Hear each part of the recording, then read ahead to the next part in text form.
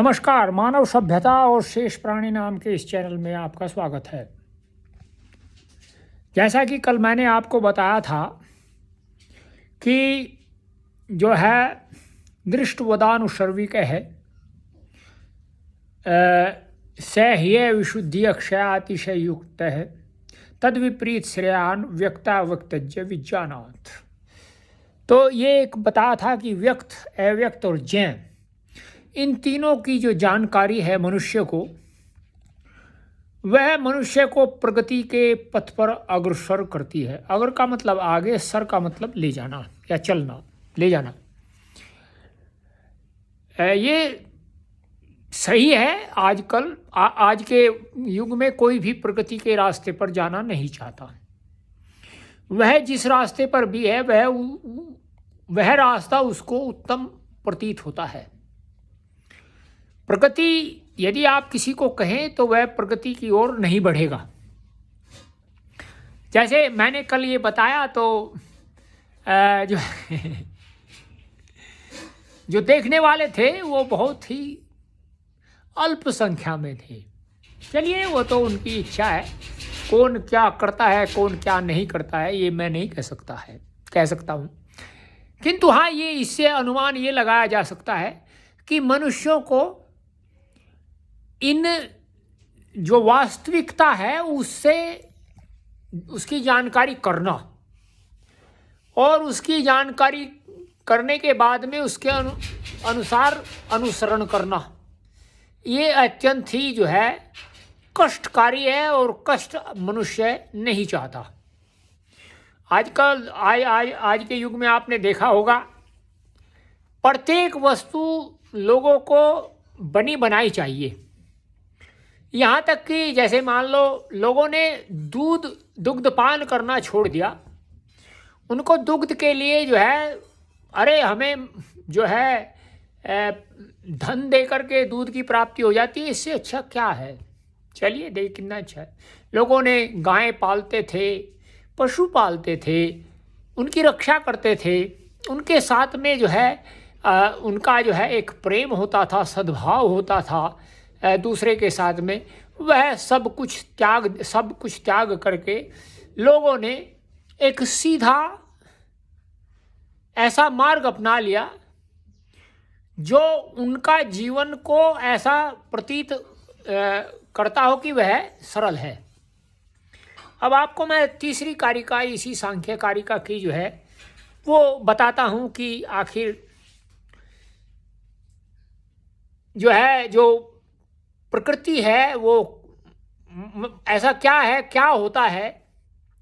अगर हम जो है व्यक्त और अव्यक्त और ज्ञ को जाने तो सबसे पहले हमें क्या जानना चाहिए।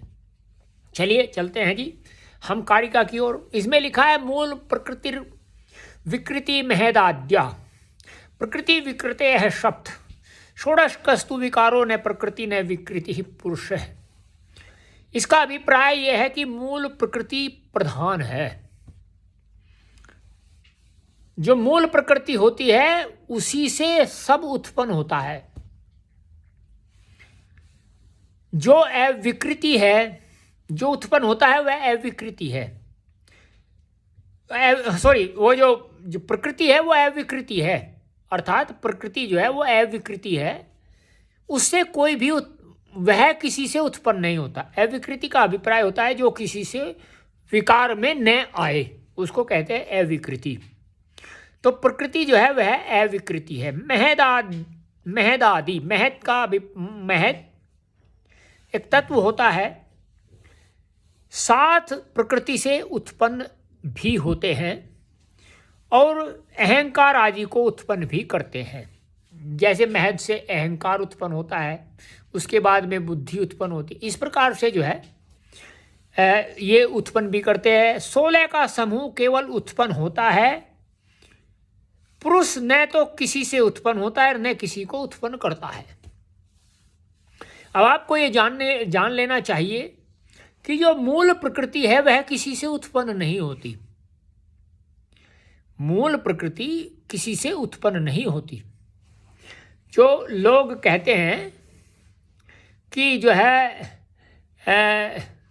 ये प्रकृति बनी हुई है, लेकिन मूल प्रकृति तो कभी बनती नहीं, वह तो सदा एक समान रहती है। प्रकृति से जो बनता है वो बनता है। और एक और भी बात है, जो मूल प्रकृति से जिसका एक बार परमात्मा के द्वारा निर्माण हो गया,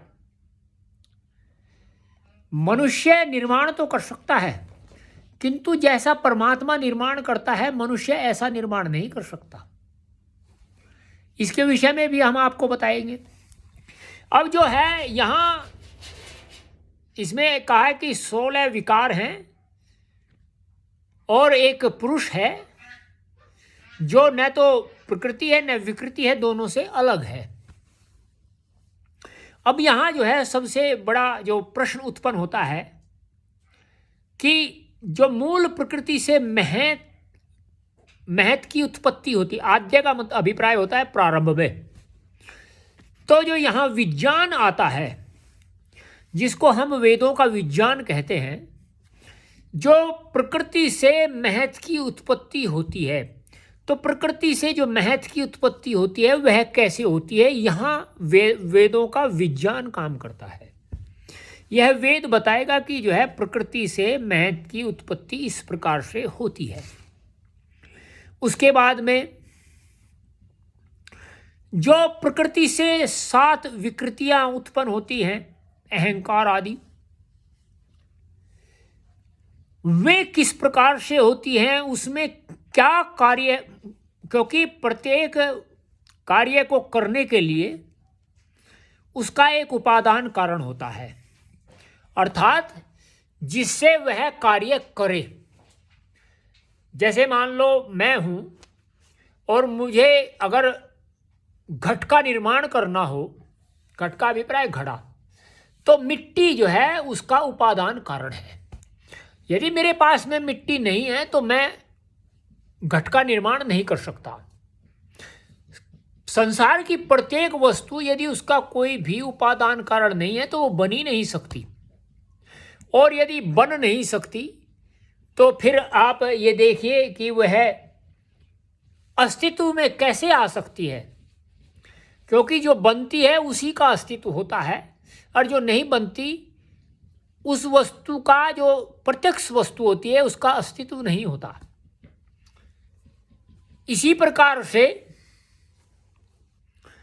जिसका उपादान कारण होता है वह ईश्वर भी नहीं हो सकता, क्योंकि ईश्वर क्योंकि उपादान कारण से हमें ये मानना पड़ेगा कि ईश्वर को भी किसी ने बनाया है, क्योंकि उपादान कारण से कोई वस्तु बन सकती है।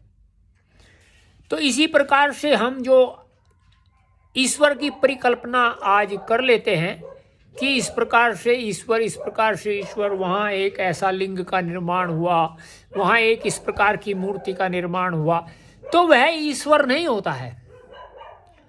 ईश्वर कुछ और होता है, निराकार होता है। जो निराकार होता है उसमें जो है गीता का एक श्लोक है, ना शतो विद्यते भावो ना भावो विद्यते शते। जिसका अभाव है वह कभी बन ही नहीं सकता, और जिसका अभाव नहीं है,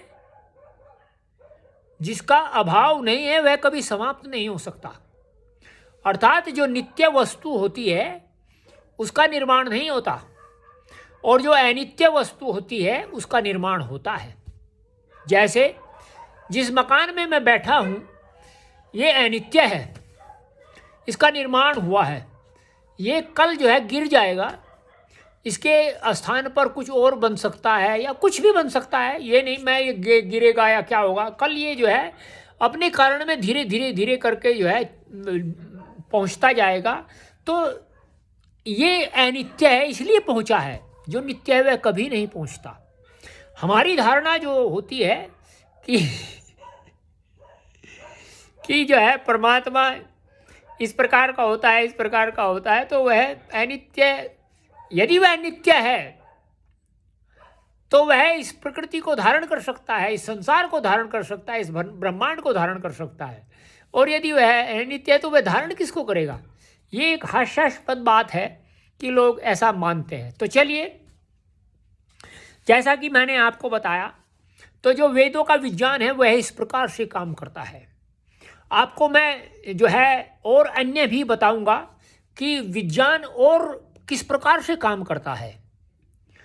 कल का जो वीडियो होगा वो इसी पर आधारित होगा कि जो विज्ञान है वो वेदों का वैसा कैसे कार्य करता है और वेदों का विज्ञान कार्य कैसे करता है, ये जो है मैं आपको कल बताऊंगा।